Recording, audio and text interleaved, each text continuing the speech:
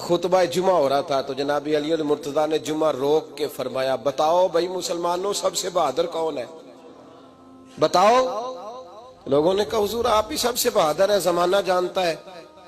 تو جناب علی رو پڑے، فرمانے لگے نہیں میں تمہیں بتاتا ہوں بہادر کون ہے، میں بتاتا ہوں کون ہے۔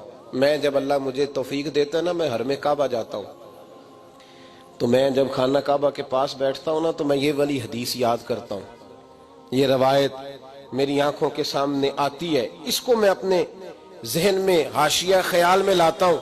جناب علی المرتضیٰ فرمانے لگے میں بتاتا ہوں بہادر کون ہے۔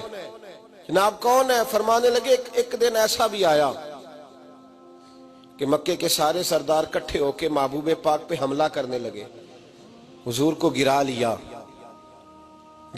نبی پاک۔ میٹھا ہی کھانا صرف سنت نہیں، پتھر کھانا بھی سنت ہے، صرف حلوہ کھانا سنت نہیں، پتھر کھانا بھی اس سنت کو بھی ادا کرنا۔ کہتے ہیں تھوڑے سے میٹھے چاول بھی کھا لو، کھانے کے ساتھ سنت ہے۔ میں نے کہا بھائی کبھی کبھی پتھر کھانا بھی سنت ہے، اس پر بھی توجہ کریں، اس کا بھی تھوڑا خیال فرمائیں۔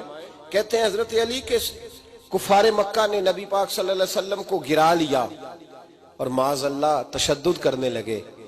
فرماتے ہیں کوئی زور زور سے پکار رہا تھا، میرے کانوں میں آواز آئی جب میں گھر میں تھا، کوئی زور زور سے پکار رہا تھا، اور وہ کیا کہہ رہا تھا؟ کوئی ابو بکر کو خبر کرو، کوئی صدیق اکبر کو بتاؤ کہ قریش مکہ محبوب علیہ السلام کو تکلیف دے رہے ہیں، بتاؤ۔ حضرت علی کہتے ہیں جب تک میں باہر نکلا تو میں نے ابو بکر کو دوڑتے ہوئے دیکھا، صدیق اکبر کے پیروں میں جوتا کوئی نہیں، سر پہ ٹوپی کوئی نہیں، تینوں لب دیاں آپ گواچے، سانو اپنی خبر نہیں کوئی۔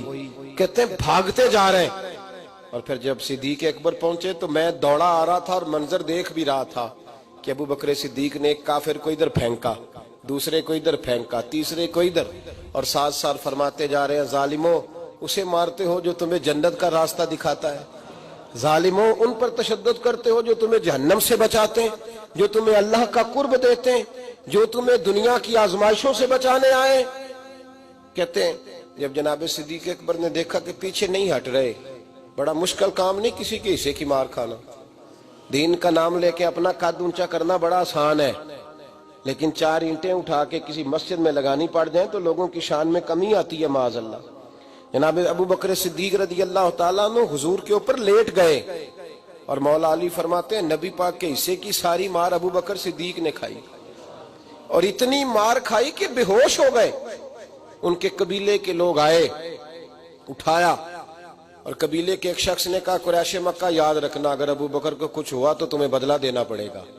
لے گئے۔ ان کی اماں کہتی ہیں ساری رات میں اپنے بیٹے کے زخم دھوتی رہی اور میں روتی رہی، ساری رات میں پٹیاں کرتی رہی اور میں پریشان رہی۔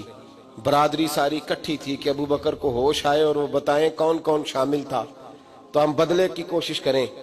والدہ کہتی ہیں میرے دل میں خیال تھا کہ ابو بکر تو جب بھی اٹھے گا پہلا نام محمد عربی کا لے گا صلی اللہ علیہ وسلم، تو یہ تو ناراض ہو جائیں گے۔ اتنی خیال تھا کہ تھوڑی دیر کے لیے اپنے محبوب کا نام کبھی معاذ اللہ نہ لیں، برادری کٹھی ہے، میرے دل میں خیال تھا، لیکن کہتے ہیں وہی ہوا۔